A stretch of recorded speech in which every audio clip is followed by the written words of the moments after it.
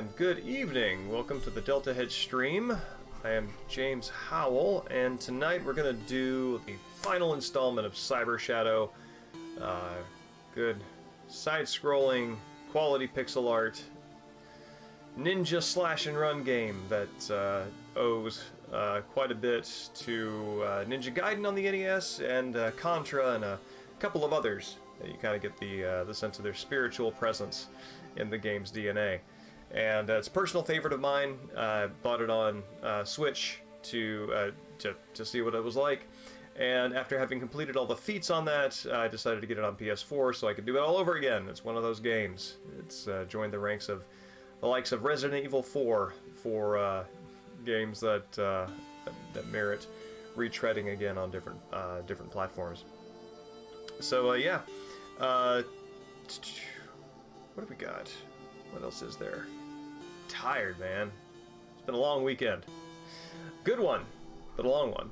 And we missed streaming yesterday because I had some family stuff going on. And but we're back here today to keep a regular cadence. So for the pregame show tonight, let's see, what have I been reading? I'm getting near done with all creatures great and small. As you can see there, the fold is advancing. I am about, what is this? I'm about 100 pages from the end, and it's one of those things. I always find this when I'm reading a book. The first 50 to 100 pages are an absolute slog, and everything after that is just downhill. It goes very quickly, and that's what I'm finding here as well. And I have loved this book so much that the cover has now fallen off. It's a combination of my efforts plus whoever owned it beforehand. It's a good evening, Ark. It's good to see you. It is. Let's see, when was this paperback published? This would have been 1973. 1973. So this book is only a little. This edition is only a little bit older than I am. Also, on the note of older paperback editions, I had this in my library, decided to finally hop down and read it.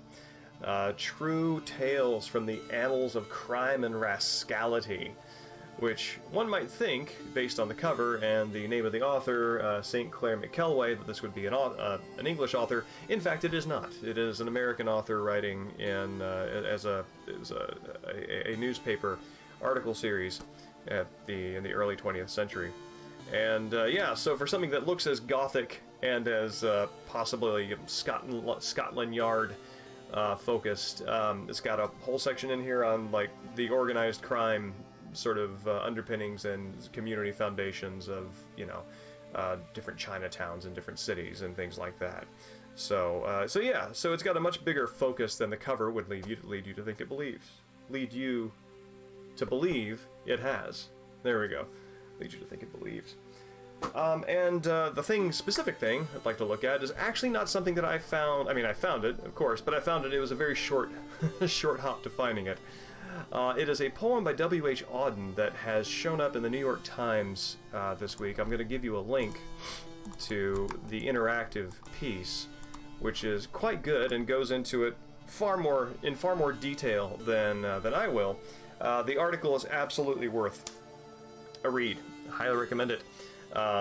Today we're going just to look at the poem, and which is a screen cap of the poem from that article, and just enjoy it. So let's see.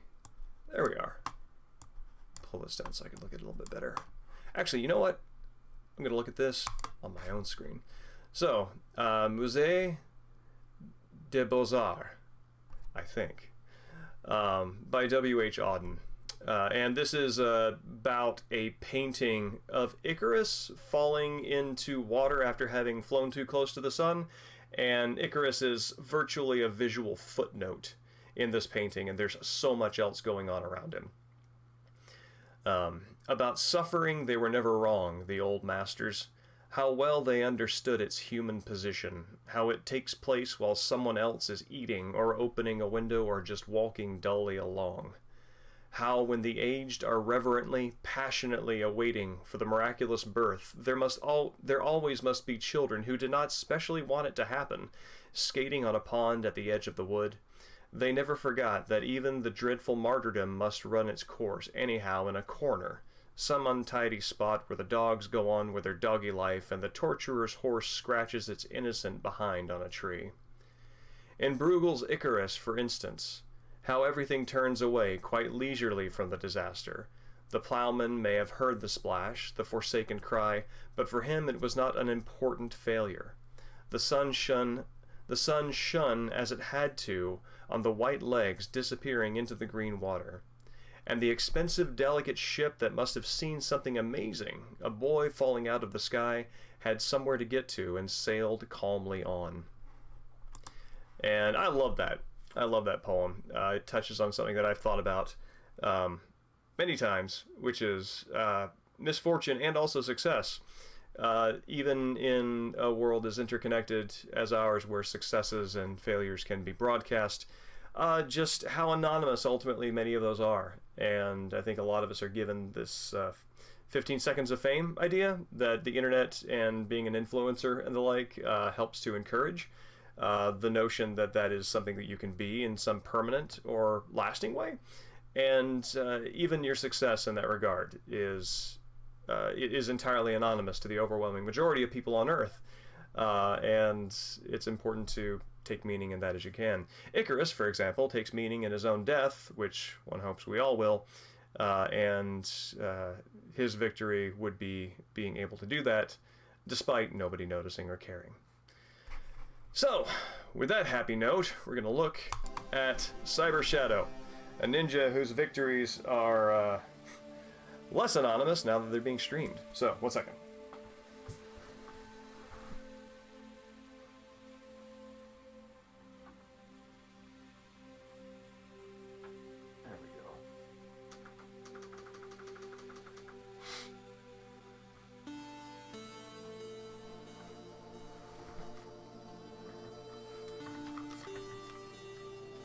And I think that's a particularly important turn to take on that poem. It's not just tragedy that is anonymous; it is victory as well.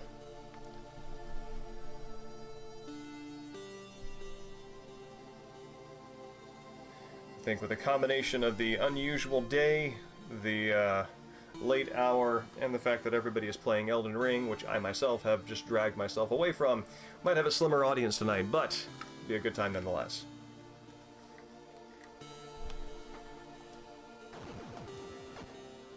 Alright, we have all of our power-ups. We have, I'm sure, our charge attack, and we're pretty close to the end. Hey Shantae, yes you did, but you know what? Hold on 1 second. You can look at it. Yeah. Oh my. Hold on. Here, let me give you a link. 1 second. Actually, Ark, if you can copy and paste the link to the Auden poem and the interactive article in the New York Times, that will save me a couple of trips up out of my seat, which will be doing me a great service. Thank you. Yeah, Shantae, that's the poem. It's Auden's Musée des Beaux-Arts, and yeah, it's beautiful. It's very straightforward, and it is one of these really lovely sort of discursive, ruminating poems that tells as much as it shows, and it's unlike Eliot or something like that, where you kind of have to do a little bit of key work to kind of figure out what the value of it is. Auden is lovely for being able to talk to you, and I think that that's one of his great strengths as a poet. And yeah, it's good. Let's see. Contra, that's it. Shantae, I'm glad that you were here because I have been trying to think of what the other game is that Cyber Shadow seems to borrow DNA from, and it clearly Ninja Gaiden from the NES, and also, well, no, I did say Contra. Shoot, yeah, there's a very big Contra feel to this, which For anybody who watches or listens to the Deltahead podcast, will know that that was Shantae's game of choice as we talked about Contra 3 in the context of poems about failure, which is a really good time. Oh yeah, this is a neat little Easter egg that I discovered on my own. I didn't quite get the reference that was being played out here, but apparently this is a Super Mario Bros. 1 inspired Easter egg, where you can hop up above the level here, run across, and then you have these treasure chests positioned here, and it is supposed to be a reference to Super Mario Bros. 1 when you get to the first warp zone, which, if you compare those screens side by side, the placement of these platforms and the power-ups, excuse me, matches or overlaps those perfectly. So I think that's really neat. That's awesome, Shantae. This does seem like your kind of game. I'm glad to hear that you enjoyed it. I love it. I think this is just lovely. It's the kind of game that the more I can spread word about it to people whose jam this is, the better.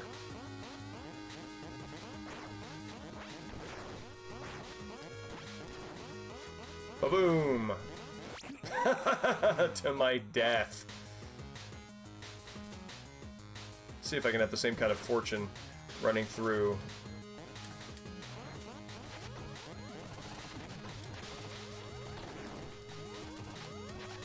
Oh, I got hit.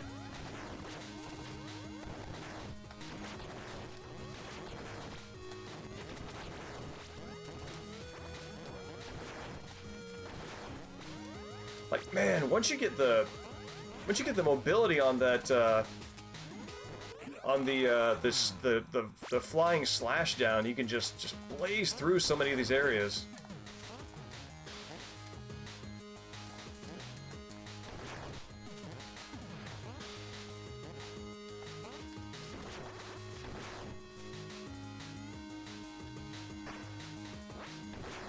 How have you been, Shantae? It's been a while.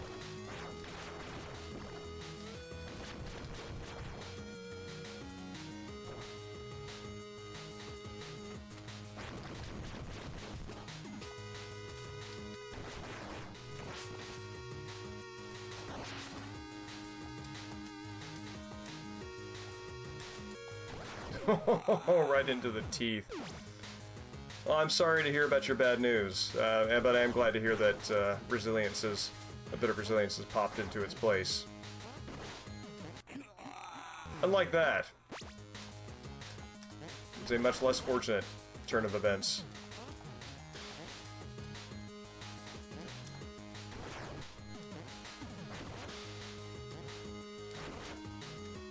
You know, even if I'm only able to kind of keep up streaming like a day or so a week, it is really nice to be able to keep having this around to stay in casual touch with folks who just drop by. Yeah, that'll do that. Even if you're not a night owl, bad news can give you that little bit of an extra adrenaline kick. I actually kind of find that if I am upset about something.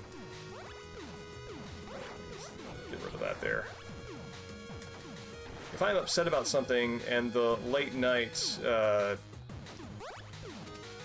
where's that going? The late night hour, the adrenaline that kind of comes along with it. You know, you push yourself past your body's natural sleeping point, and so it kind of starts to think, well, I must be in some kind of extra survival mode, and that's where you can kind of get some of that extra creative oomph from being up that late. And I find that when kind of working through something or processing something, that adrenaline can actually help with that a little bit.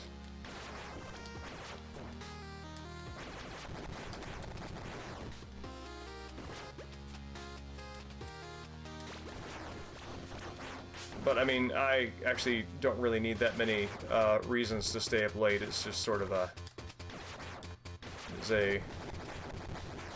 lifestyle that I find myself in. Yeah, that's a great idea. I recently, have you been riding much lately? Oh, weird. I have a poetry marathon that I do with some friends, like for a full month, where we basically write one poem a day for an entire month, and regardless of the quality. Oh, hey, cool. What's this? I don't think I remember this. Oh, this is Dr. Progen. This is, he was, as you might remember, he was formerly a frail old man conducting science experiments, and now he's basically Gil, from Third Strike. And Street Fighter 3 and W Impact. But yeah, no, it's a poetry marathon. We do one poem a day for about a month, and regardless of the quality, and you would be surprised, well actually you might not be surprised, but some others might be surprised how even with that caveat, it can be very difficult to follow through, because even writing a bad poem, if you're writing it at a certain level of fatigue, becomes a challenge.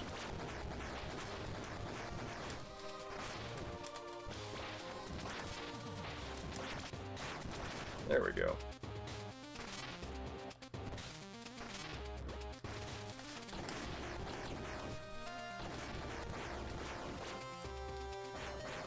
I really dig this this theme musically.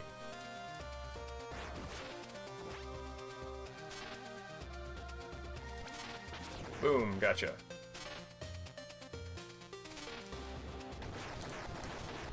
Oh no no no no no! Okay, whew, close.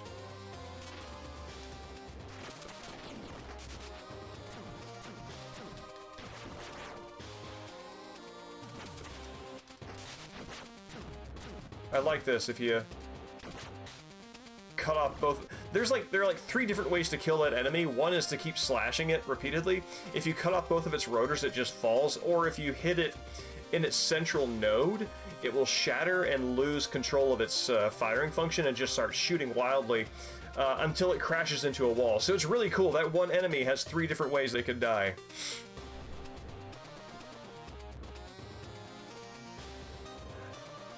That is a good question, because I sometimes think about that when I was in school, and folks, whoop, yeah, here's an example. When I was in school, sometimes folks would be given a poetry writing task and feel very self-conscious about it, so they would write a sonnet about writing a bad sonnet, that sort of thing. And I had a professor who really handled that quite brilliantly, because even if they were sort of being self-conscious and tongue-in-cheek about it, he would take it dead seriously. He would not let them get away with that way of piecing out of the assignment. And I always respected how he did that. And he did it in a way that wasn't like, I'm not letting you get away with this. He did it in a way that was encouraging. Like, okay, you wrote a poem, so you are here as a serious individual, so we're going to treat you like a serious individual and look at the merits and places where this poem can grow. I think his name was Jim Skinner, and I think that he's unfortunately passed on by now.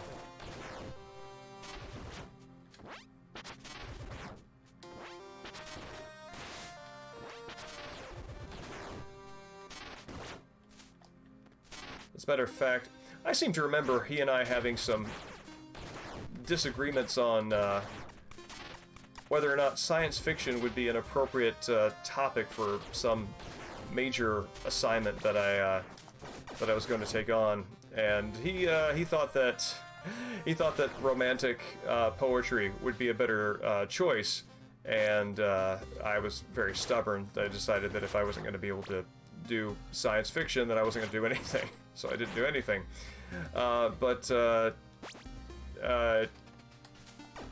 His reasons were never arbitrary or I don't know, administrative. They were always because he was thinking about the most good that he could do for any of his students.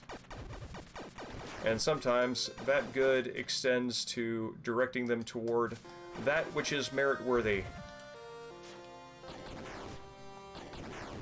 And it is absolutely his prerogative as a teacher to make that judgment call. So,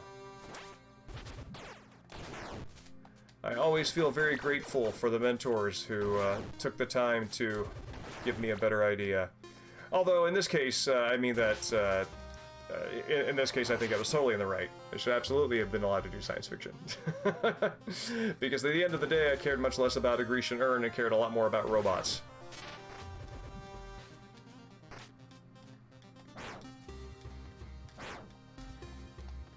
Nonetheless, I learned as much from him through the things that I didn't want to do that I had to, that I did for my allowances. Oh, but anyway, with that said in mind, you kind of run out of steam. Like that sort of poem sort of loses its novelty fairly quickly, so you get a little bored with it. Oh, hey, it's a note. We've got cut off from the others. Only a few of us left. There's still a good chance we can release the captured elementals and they'll come to our aid, but Master, if we fail, wish us luck in our passage to the Ethos. I don't think they made it. All souped up now, I want to be on your bad side. Mecha Island. One of the things that is very charming about this is how some of the storytelling is very subtle and indirect, and you're given sort of leads and cues rather than direct information about many of its elements. But then a lot of the stuff that you see is very much worn on its sleeve. Like, this is a story about cyborgs, so of course the final place would be called Mecha Island, because it's always an island, and of course it's mecha.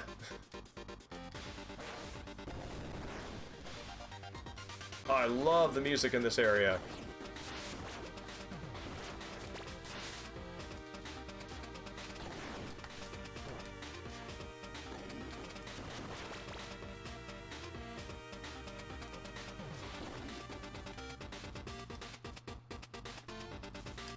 Gotcha. Yes, Mecha Demon King.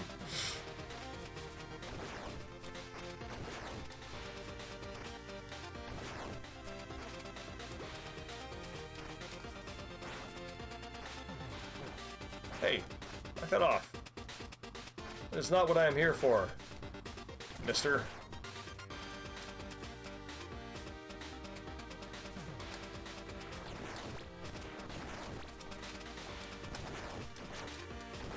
What is over here?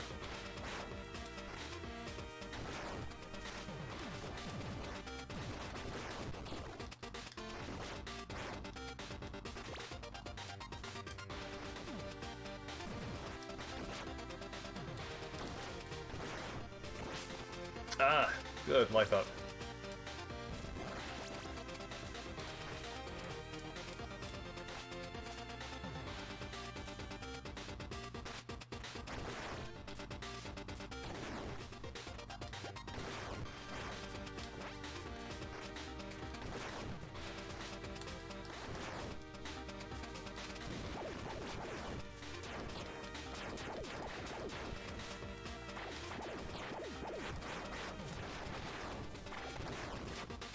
You can absolutely dash yourself into that wall and lose that fight in a heartbeat.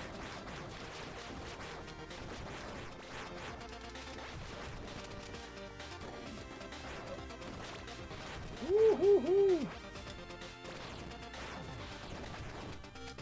Oh, that didn't work like I thought it would. Ba-boom!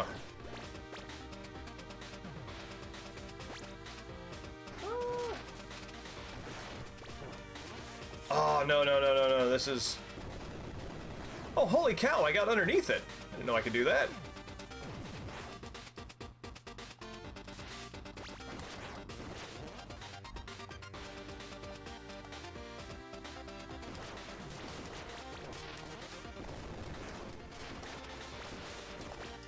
Oh, that's gonna hurt real bad. Come Tuesday. There we go. Well, I didn't quite get the massive ninja sprint dash kill sort of outcome that I'd hoped for, but you know what? I'm satisfied with what I've done with my life.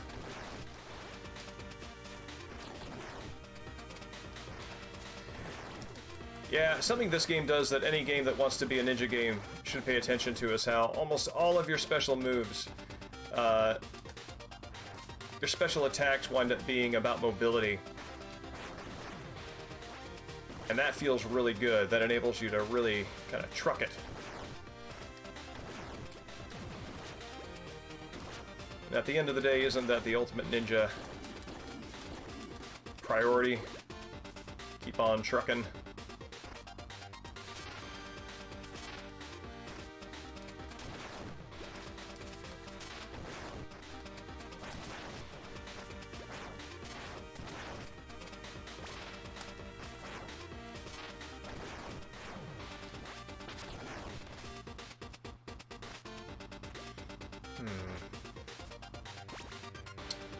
Oh, this is a great fight.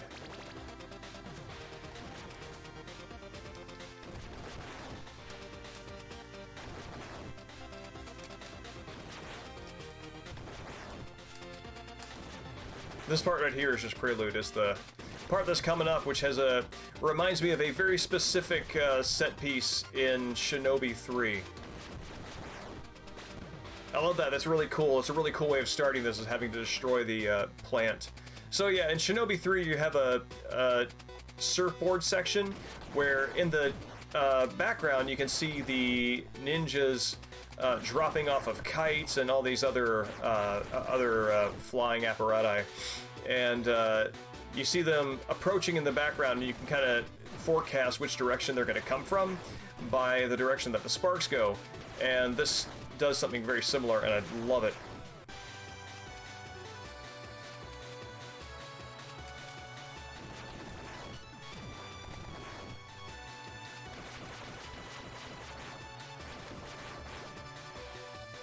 And I get a feat if I can complete this without any of these guys touching the boat.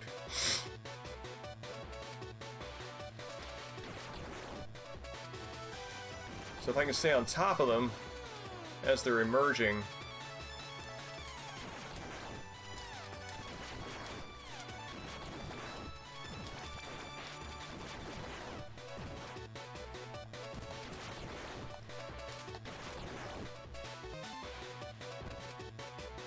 Did I do it?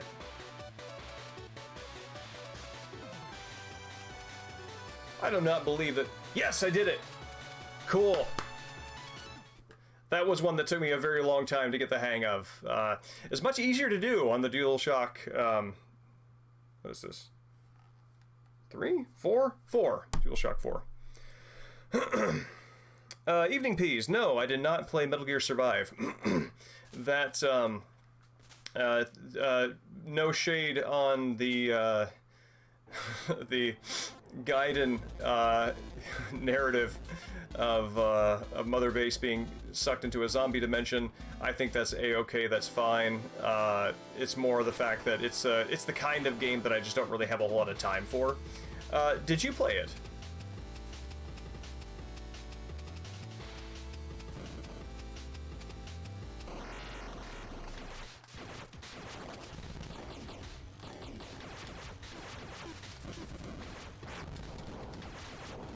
Whoop. Get hit by giant fists! If I can break the fist, then one of its attacks does, this one in particular does less, yeah. Less damage.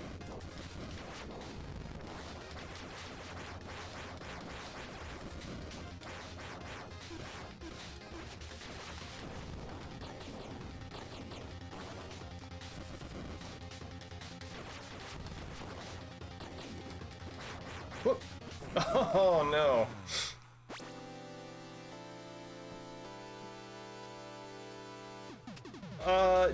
No, I mean, I play everything in an analytic and critical capacity. No, that was more a statement of I'm not gonna spend my hobby time doing it anymore.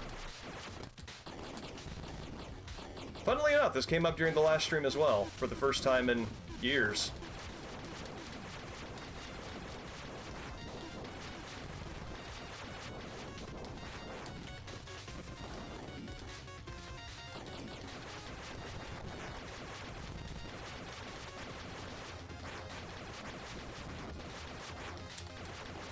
No, I still really like Metal Gear. I think it's a great series, and the stuff that I like about it remains great.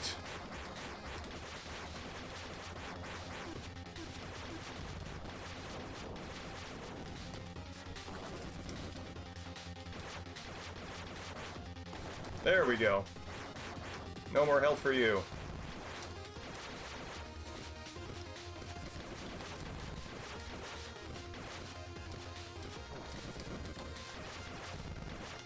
Ba-boom!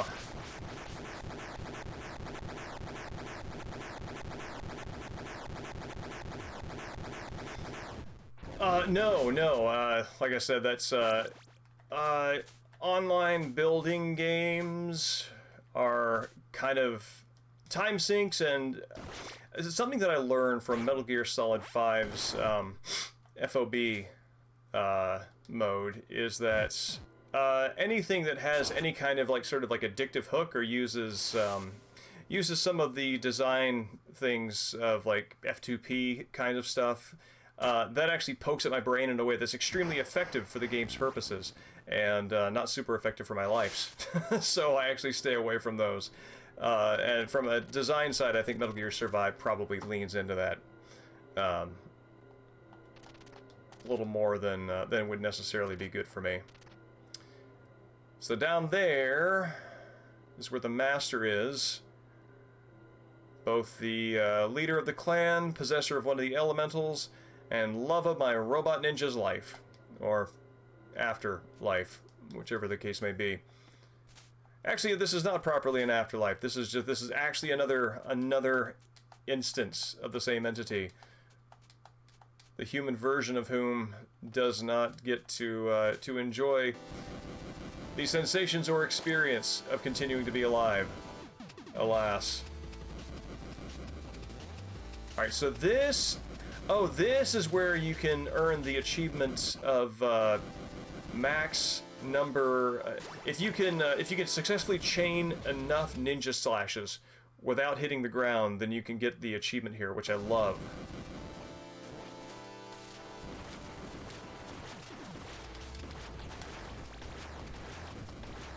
Yeah! Got it! Right off the bat, too! Look at that!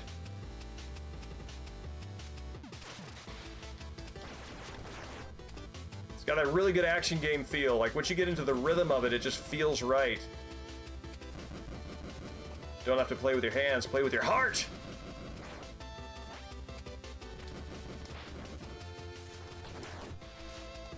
Whoop!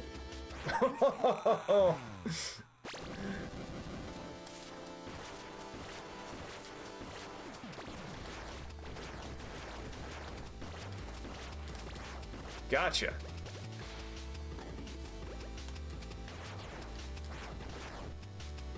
Yeah, right. Evening, Greyling. It's good to see you.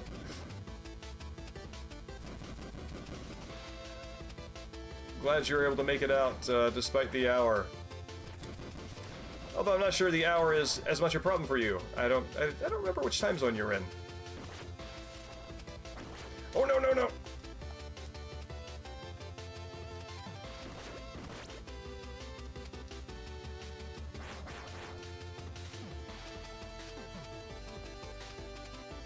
I'm gonna take... Oh no, that's actually not something you can grab onto. Okay, US Central, that's right.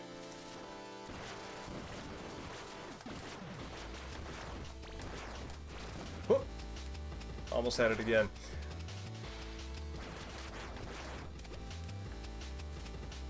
Ah, 1 a.m.'s not that bad.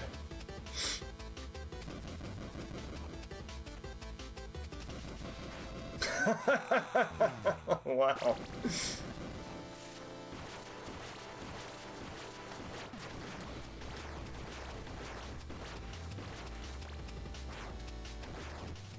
Like, I can do that, but I can't make a basic jump on a platform. Guess it all just depends on where your mind's at.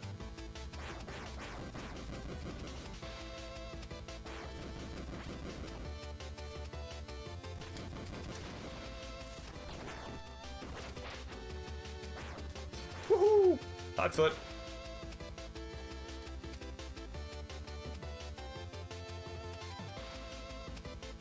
Oh man. Yeah, that'll do it, alright. As time goes on, I find myself at odds as to how much I really continue to enjoy being up really late. I feel like I have more memories of being up late and enjoying it than I do actual experiences at this point, at least in terms of recent history. Nonetheless, it still makes me want to stay up late because the feeling of being creatively productive on the adrenaline that it produces is very potent.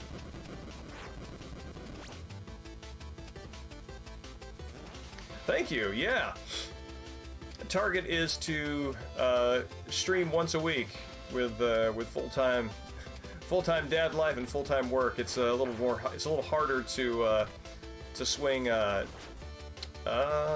get hit by that. Yeah, there we go.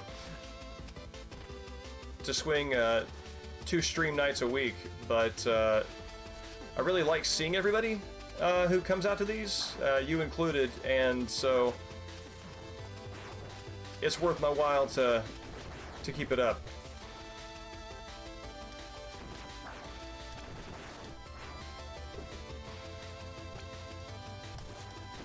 Oh, no. Good.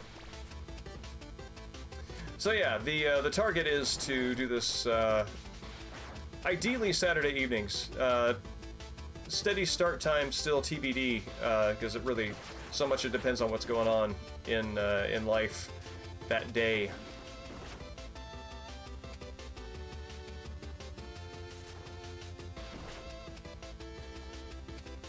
Oh no! I really like the way this this particular set piece is set up. It's very much makes me think of Super Mario World, where Super Mario World, where you've got the fence that Mario can climb on. You can kind of knock it at certain little tiles, and it'll flip around. You know, kind of taking special advantage of that. What's that called?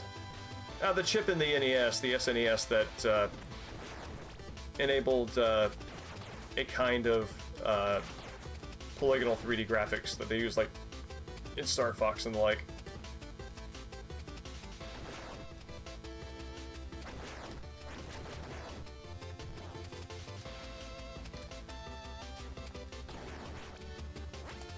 My brain wants to say FX9, but that is not, in fact, the name of the chip. That is the name of the that is the pseudonym of the man who wrote a lot of the Worlds of Power novelizations.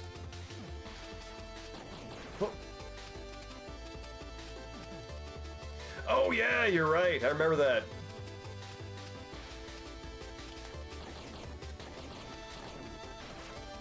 Particularly undignifying too, because I believe it really is just a bonk in the face.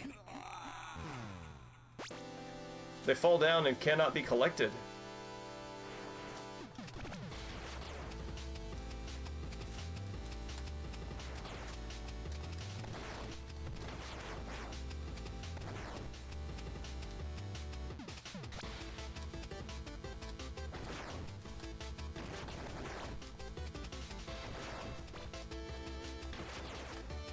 Yeah.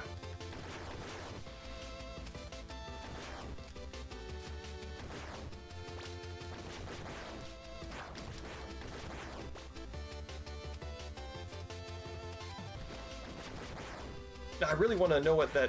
I really want to remind myself whatever that chip is called now.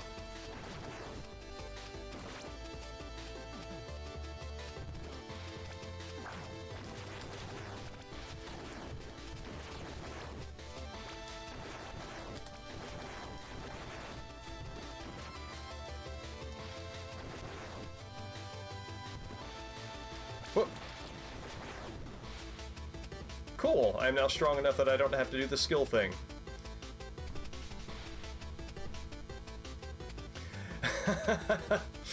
Yeah, this is I think the setting is this is an old space launch rocket base, hence all the decommissioned rockets and the blasters firing to no end. That combined with bio-spiritual organic overgrowth from another dimension that is creeping in, very much in the same way that a lot of the environments are sort of taken over by bioorganistic stuff in like the Ninja Gaiden games on NES. And I like I feel like the Ninja Gaiden games used a pretty hefty amount of purple and mauve and pink. But I can't quite be sure. This color palette feels legit to that inheritance, though. Well, I mean, I am a ninja, and I am at the height of my power, so I am doing a fair bit of brute forcing. It is true. Unfortunately, when you get to stuff like this... Oh, this is a good boss.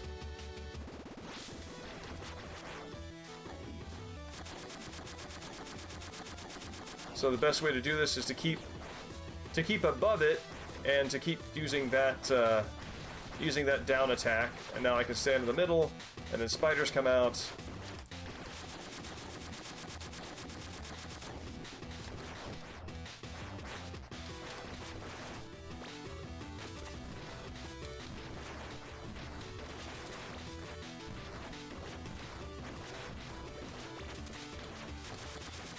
Ooh. Oh man, I might not make this one. Nope. I kind of... Thank you, Ark. Yeah, I kind of think that the palace that I'm remembering are the sort of otherworld, overgrowth, trans-dimensional things. Oh, no. Okay. Oh man, I'm just eating it this time.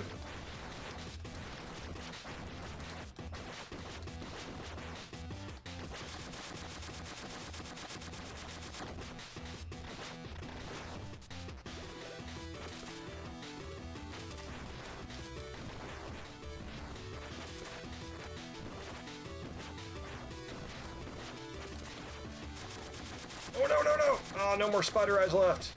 My strategy!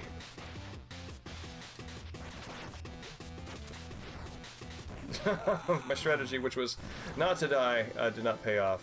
I think I'm gonna need this.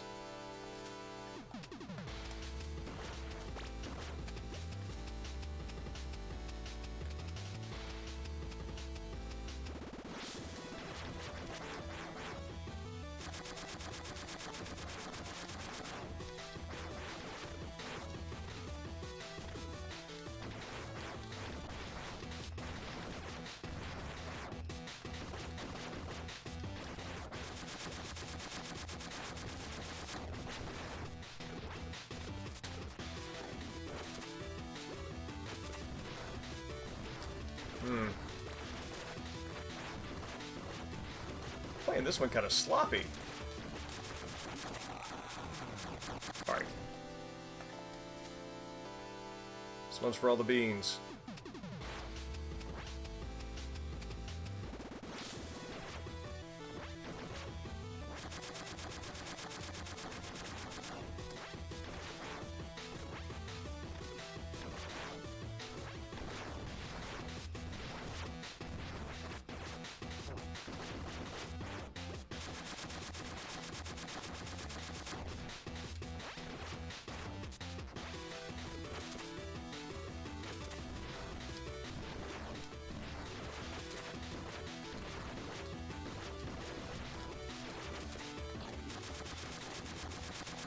That's it, I need to get that extra hop in between. That's what I'm missing.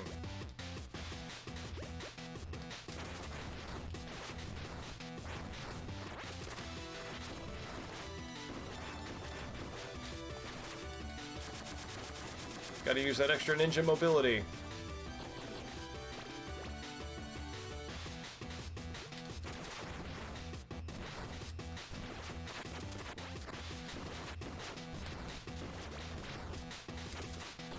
Got him. Yeah, part of the extra mobility that you get when you get the extra power up that sort of soups up everything, in addition to your down jump gives you an extra little bit of a hop, so you can re-up that.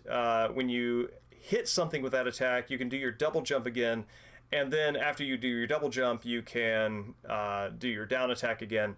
So basically, as long as you keep pogoing like that, you can stay in the ground almost indefinitely, as long as there are enough enemies around. And that's kind of one of the mobility things that you just sort of have to learn, that the game doesn't exactly teach you. And that's kind of fun that I like that it sort of relies on both player experimentation and the community to do that. And it's interesting. I think we call a lot of that knowledge. We say that is based on player experimentation, but in reality, I think very much of it comes from the community. And those are the folks who whoop, fell down.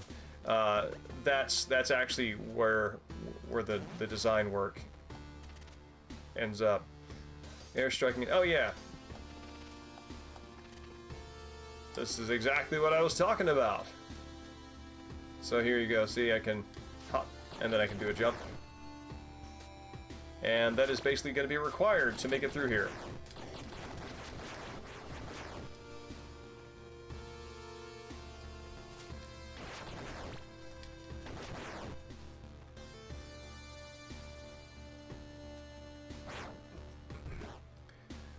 I mean, this game is maybe like one of the...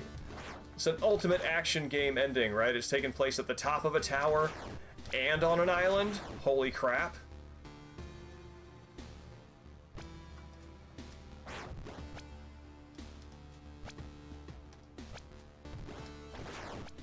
Yeah. Go away.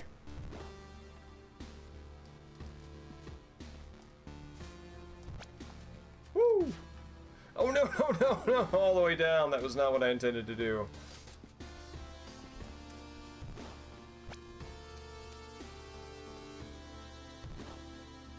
I dig the somber, final approach music.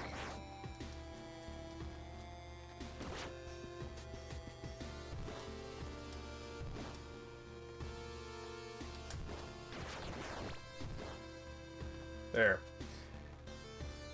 It cost me my height for that attempt, but it is worth it to get that guy out of the way, because he takes damage by losing limbs before he's finally destroyed. And the more limbs he loses, the more dangerous he becomes. So rather than sort of hack him up, it's generally a little more expedient to one shot or to kill him very quickly, and then see if oh crap.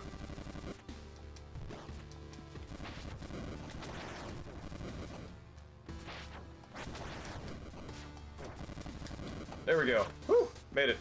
And then to just deal with the damage after that.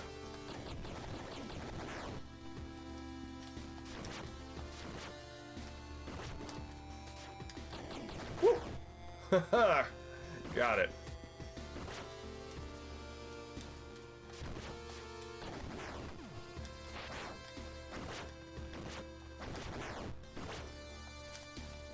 Oh no!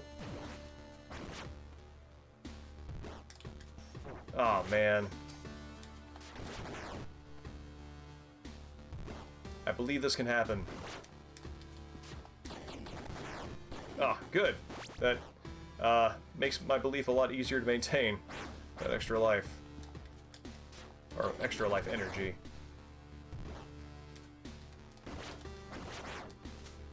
This game has taken the...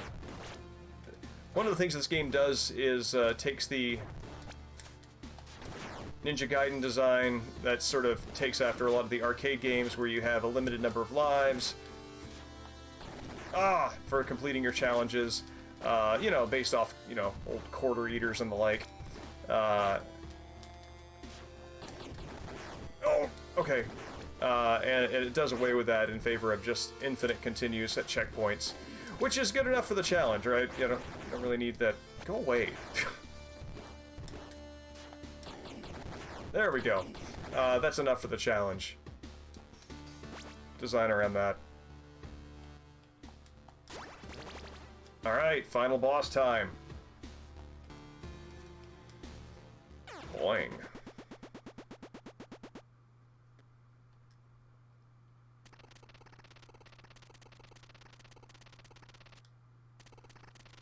And this is a Parator. This is the ninja who was with the clan before I showed up. And who has a begrudging resentment of me for stepping in as the successor and love interest of the master. Both roles that he saw himself stepping into. and that is the Master's AI remnant, a sort of hacked together copy of her consciousness. Just enough to be a good person. Which is interesting, because a lot of times, I mean, I guess they're all AIs going awry, but a lot of time you think of an AI backup as being inherently evil, independent of the original personality. And that's an instance of an AI backup that is kind in the spirit of the original personality. And that's nice to see that.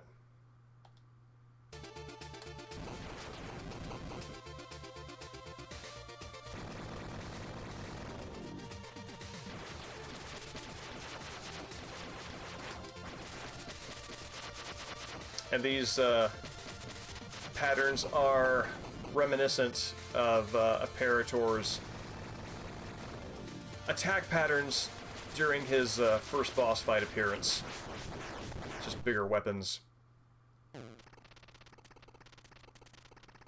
And there's Dr. Progen, having assumed not merely a muscly Armstrong body, but also some sort of Katamari, which I guess is the next stage of supervillainy.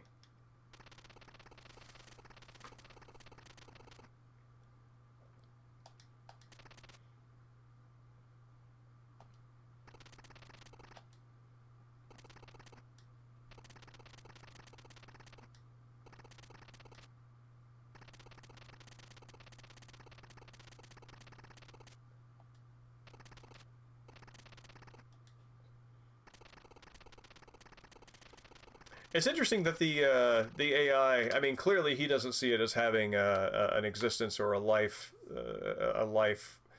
worth dignifying as such. But she seems to treat herself as so. So it's interesting that apparently in the when you get on the AI side of the question of can machines have intelligence and be considered equivalent to people, there are even degrees of peopleness among machines to machines. So here's an AI copy of Dr. Progen who views the AI copy of his daughter as inferior. And I guess maybe attachment to the original personality would give you that sort of landmark of authenticity against which you would judge the whether or not the AI copy is real or not. Nonetheless, we're in a very much pot calling the kettle black scenario where this is an AI, and he himself, as we know from Shadow's encounter with his bio origin, that this is not actually Dr. Progen. This is something else in his wake.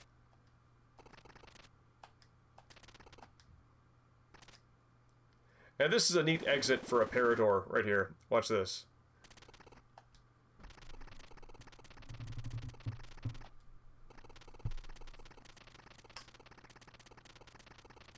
This is also a nice little touch from Ninja Gaiden. One of the things that consistently comes up is that Ryu, as the inheritor of the Dragon Clan, like his body itself, like has immense biopower or something. That ultimately the enemies are very happy to kill him and use his carcass as some sort of fuel. So get kind of a same nod here to that kind of thing. Anyway, Apparator, look at that. He's holding on to the ground and then gradually slips away, and they actually have an animation of him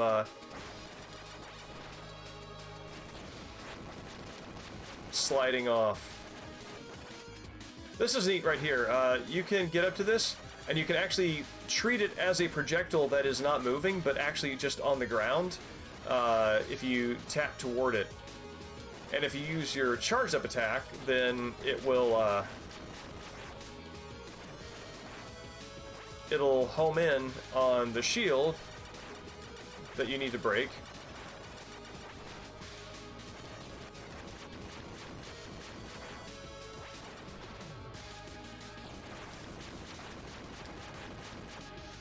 Whoa! That was almost really bad.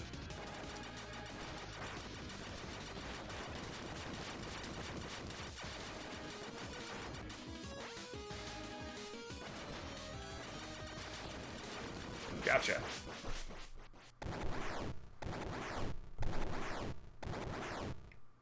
Boom.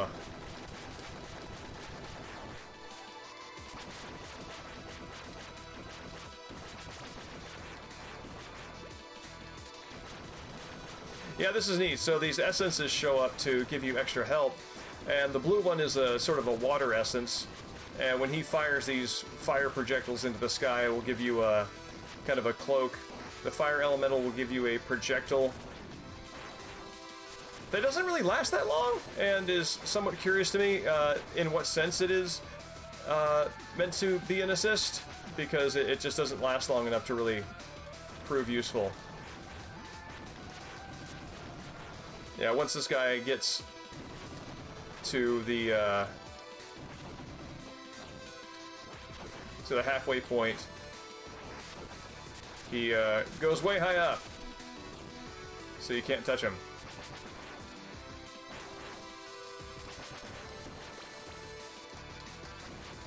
And you only get one hit before he...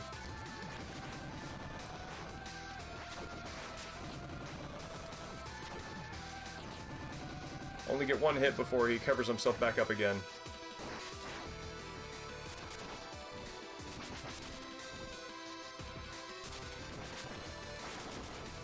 Oh, I see. The little red thing destroys those things on the ground. That's nifty. I didn't know that.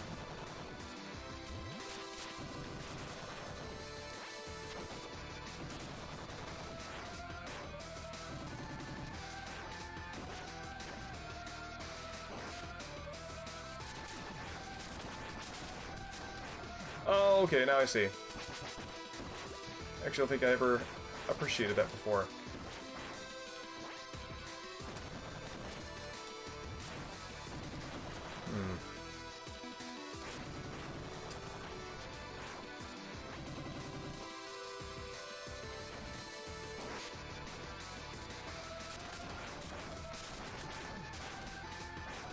Woo!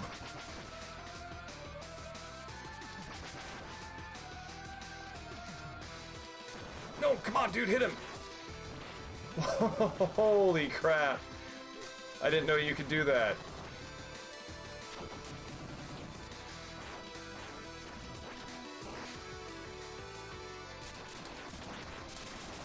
Okay, I think maybe I only have a limited number of, Oh, this is it. Gotcha. I only have a limited number of the red projectile attacks. That's cool, I got it all on the first try. I actually thought that was going to be dragged out a little bit more. Ba-boom! So, during that entire fight, we had been flying into the sky, propelled by the rocket boosters that were in the level that we were on. This is where the AI copy of the Master proves her true humanity by being able to protect and sacrifice herself for the one she loves. I actually find this very touching and sad.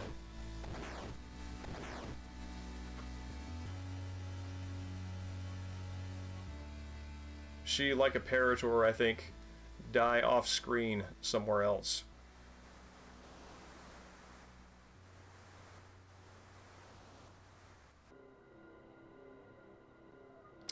Not quite yet.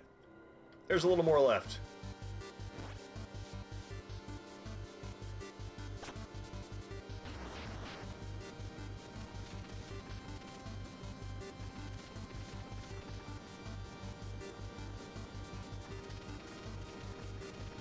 And these are the three elementals. These are the things that I freed, and that gave me assistance during the fight. In the mythos of this game, there are 4 elementals awaiting a 5th. These 3 are their own things. The Master controls the 4th, and by sort of harnessing all of them, Shadow, even as a robot, becomes the 5th, which is really interesting because a robot can actually manifest.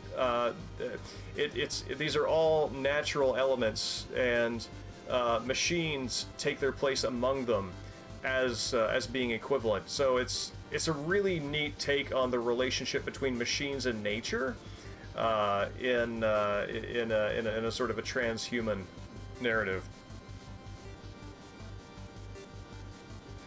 Thanks for stopping by, Ark. It's great to see you as always, and I hope you have a great day at work.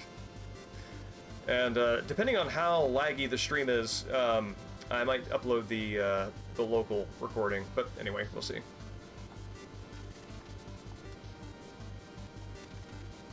Can I talk to you? Oh, I didn't know I could talk to all of these.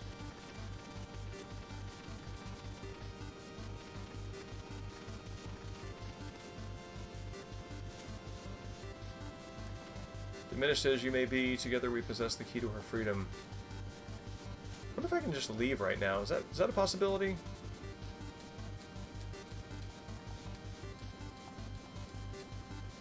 Seems not. Wonder if I can jump slash straight into it. Oh no! Wow! If I just dash and go as fast as I can, I land right in the middle of it. That's really cool.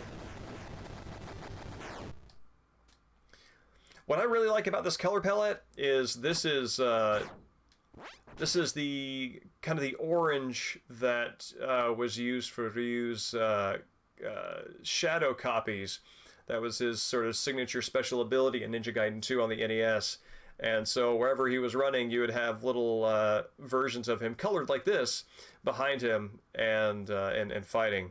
That's really cool. It's one of these things that actually has always stuck in my head as a little pattern repetition that, you know, sometimes in idle moments I find myself playing it out on, you know, little ninjas jumping around and those little shadows following them, as video games early in our lives tend to give us that those memories.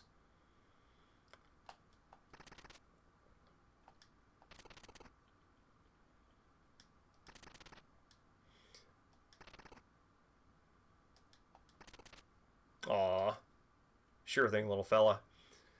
Yeah, apparently Shadow's cyber body is being pushed to its limit. There's not much Shadow left.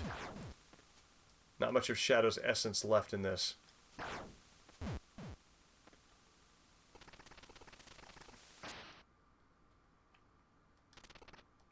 So, containment field. Yeah.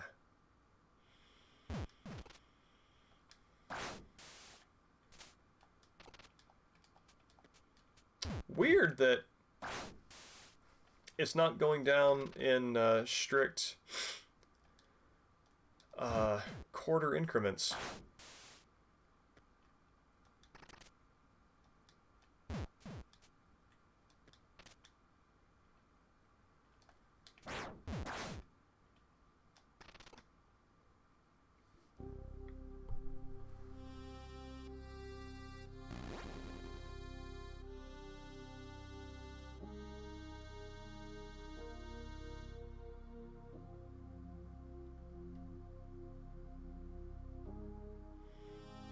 And this would be Shadow using the very last of his essence to break the containment field.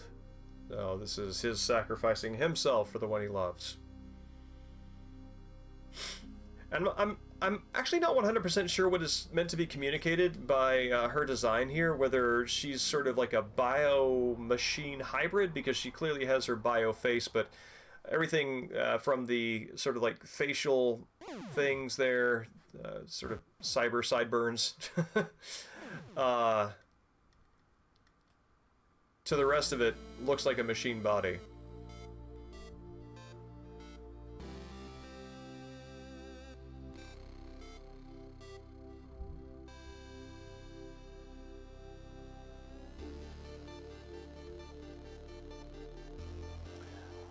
And it's an interesting journey again of a different essence, a different entity, rather. Or rather, a different identity, because you start with a human Shadow, then that persona becomes copied into a machine and then becomes a cyber Shadow, and then the machine dies, and then something else is released from that. So it's like a series of metamorphoses, and it's unclear to me whether any of them would recognize the ways of perceiving or the kinds of knowledge that the others consider bespoke or given to, you know, like I'm sure a machine perceives the world in a way different from the way I do, and a great ball of essence perceives it differently from either one of the two of us, machine or me. So we would just have very different senses of the world that we would inhabit. And so with such massive gulfs between them, I do wonder how much they can be said to be the same person or the same entity.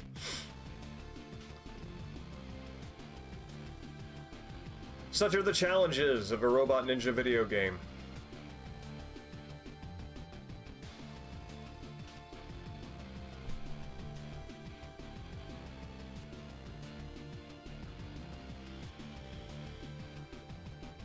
I really like when the credits have special graphics of things which are upcoming. I really like that they set time and budget aside for the individual portraits that are going to start showing up here. Or maybe they already did.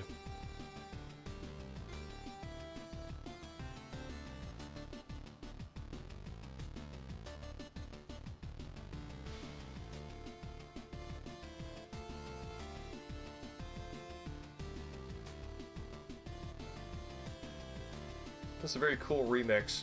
I like that. I mean, again, you know, they take the story seriously enough that there's just localization to every major language.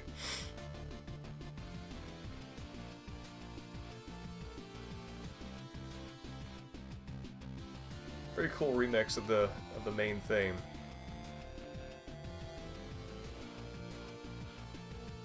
Mint potion.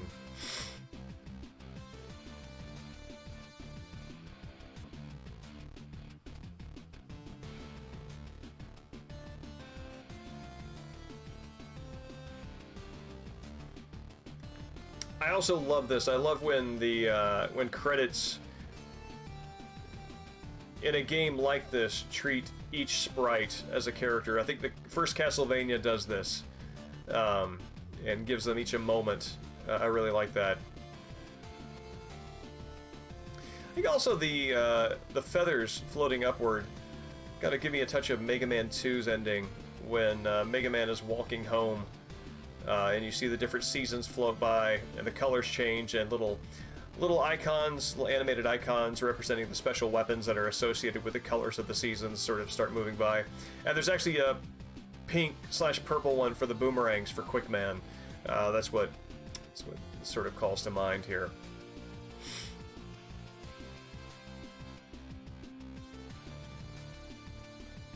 Like the notion that the elementals as ninjas are always in ninja poses.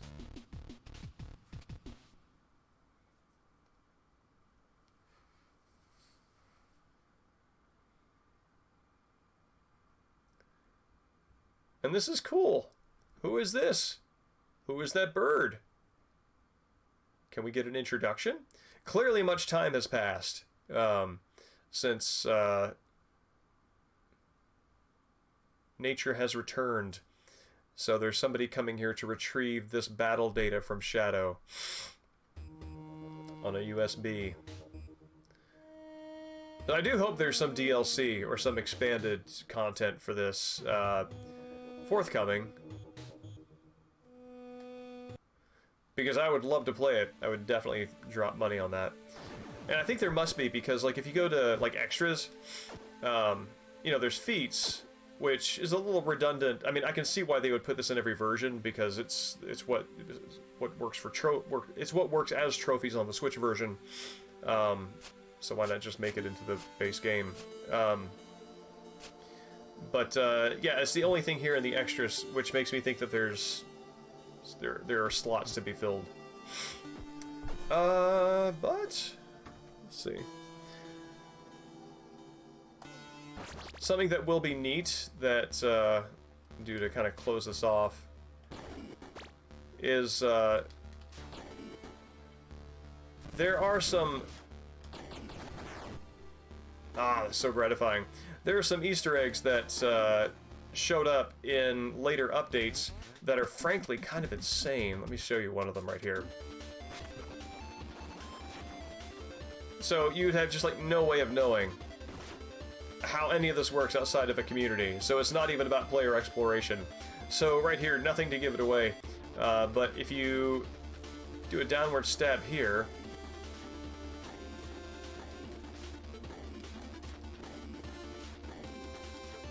Do you see that? You see this over here? This thing coming out?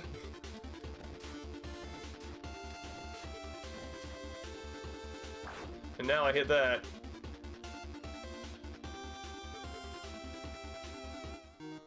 And now I can enter into a computer. And in cyberspace, I can Mario-like bonk these blocks and change my color, or I can hit D and go default. Like, you know,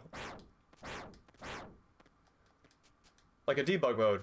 But this is not, so this looks like the secret in itself, but in fact is not.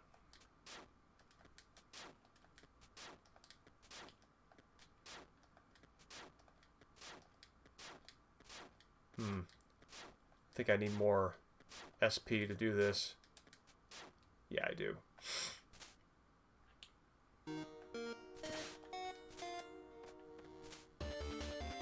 And, you know, while we're doing this, let's do something that I like quite a lot. The video.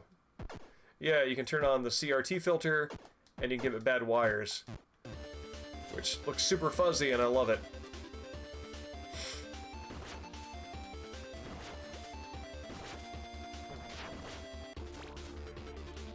I think a better way of doing this will be... Let's go to someplace that's has a more robust, there we go. Robust checkpoint.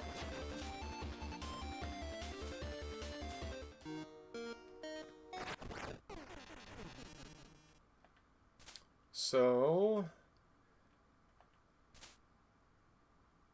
if I get to the middle of this space out here...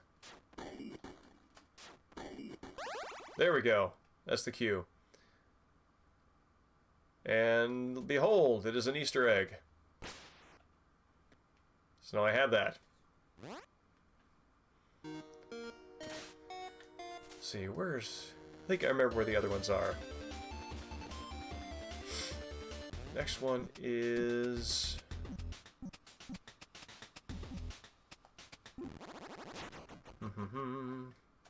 yeah.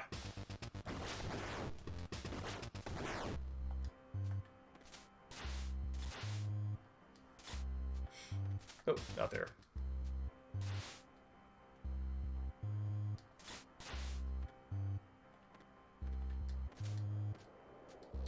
So, I stand right here on the edge.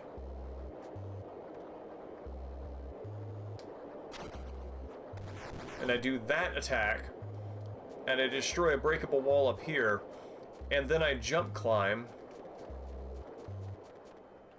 I can make it in here. And to accomplish this, I actually don't remember the order that I did these things in. But you have to go through these doors in a particular order so all the lamps get lit.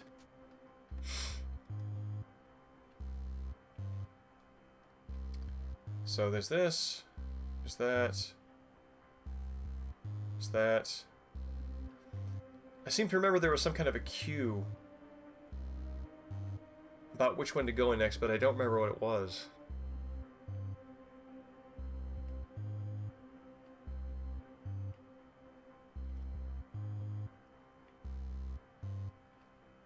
There we go.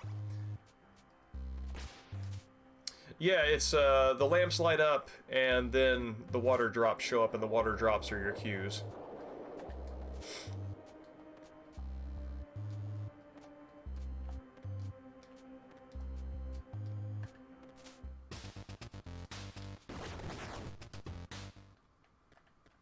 Let's see.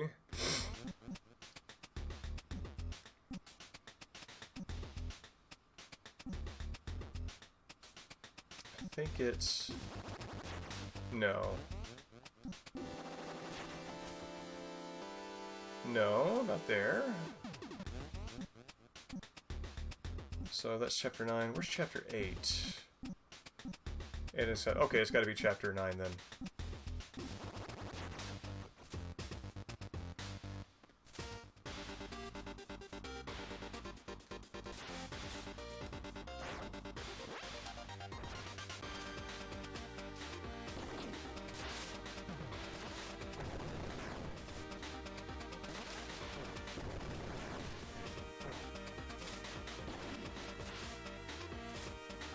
and just takes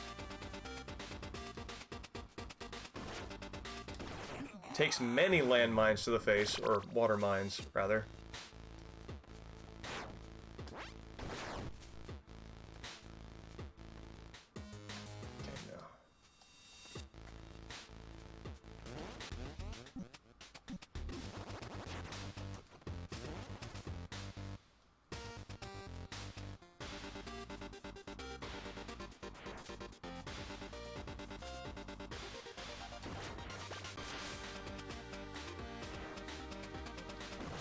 Woohoo! If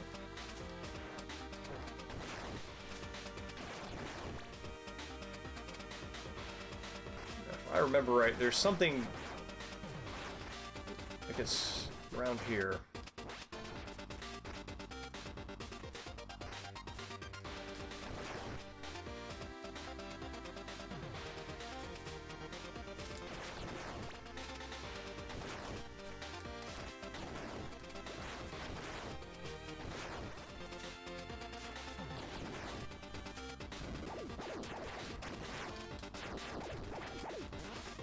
Oh, no, no, no, no!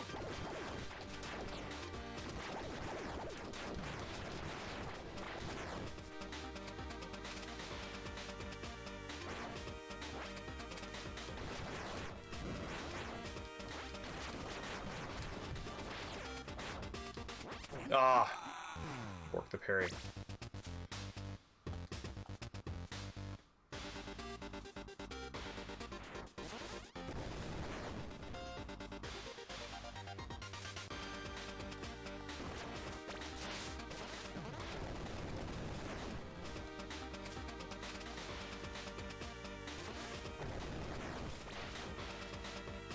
Weird. Okay, the shield around those objects counts as a projectile.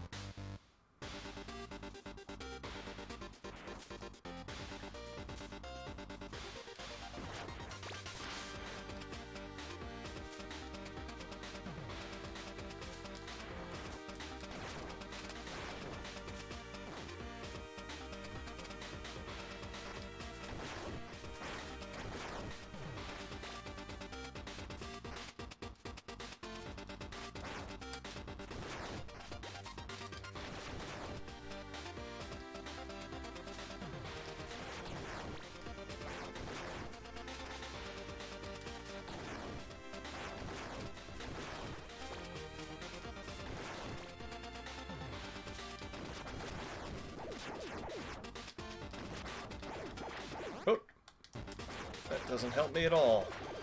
Oh no, that helps me even less.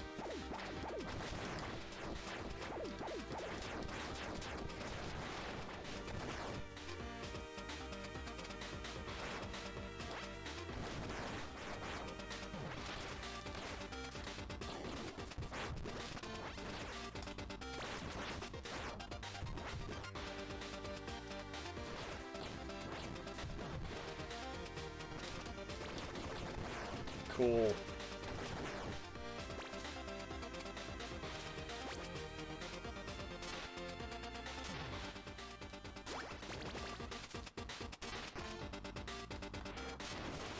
Oh, that's not helping me at all.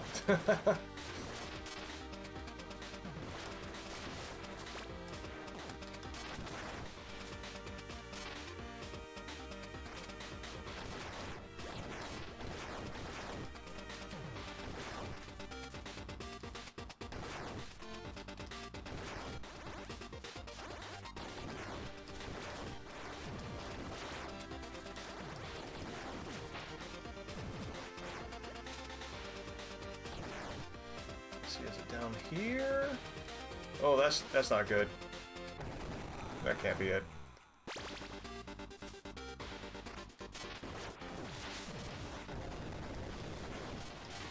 Oof. I think I'll just bite this one.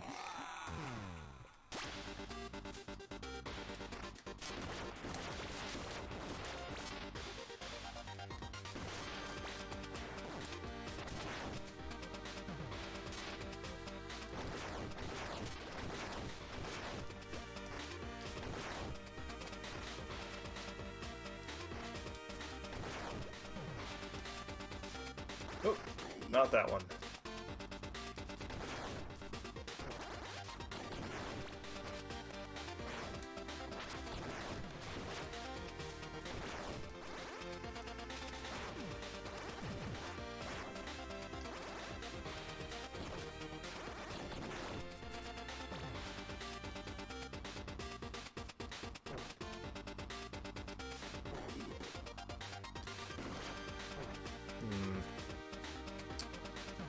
down here.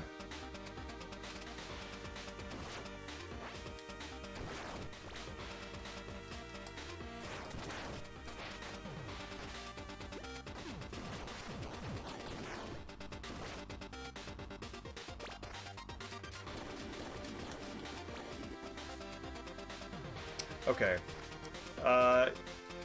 Yeah, it's got to be up here somewhere.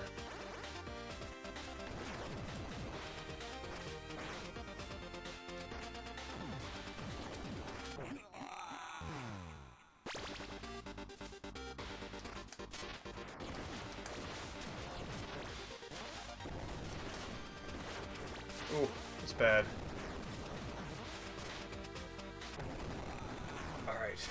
Since I'm not 100% sure where this thing actually is, this will be my last try to get it sussed out. Alright!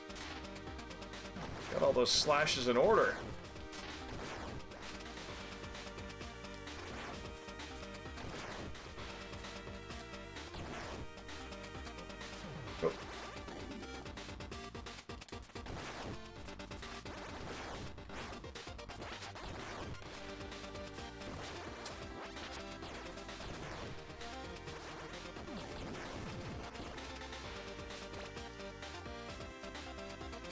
Oh.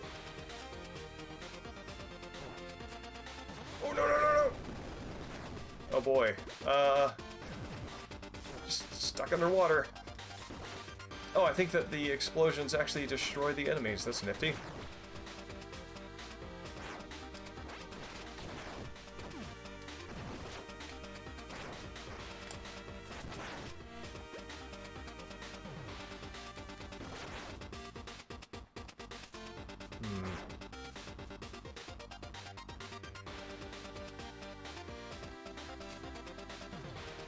Here we go.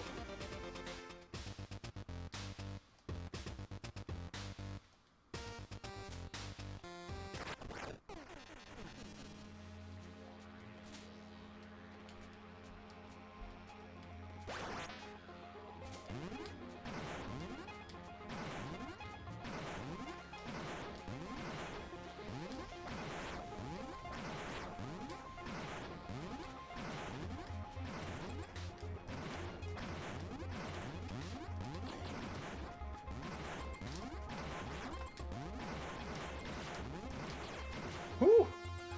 Spicy.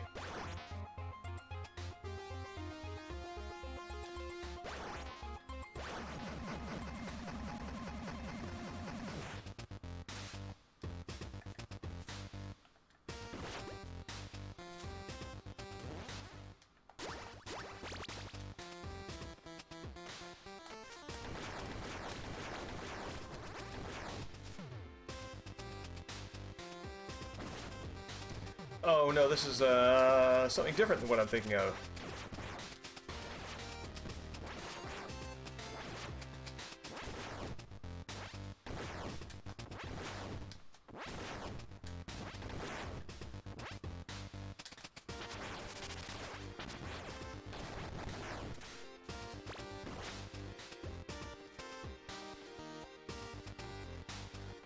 Okay, no, nope. That's just, I mean, that's another power-up, and that's a really neat sequence to get to it, but that's not what we're looking for.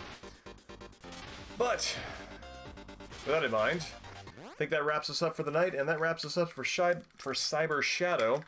Not sure what we're going to do next. We have a few things that we can clean up and finish. There's Legacy of Kain, Defiance, there's Killer 7, and there's Dead Space, and I also have an outstanding promise to do Secret of Monkey Island, which actually might take priority, so I'll think about doing that next too. So thank you everybody for coming out, and I hope to see you on Saturday night of next week. Have a good night.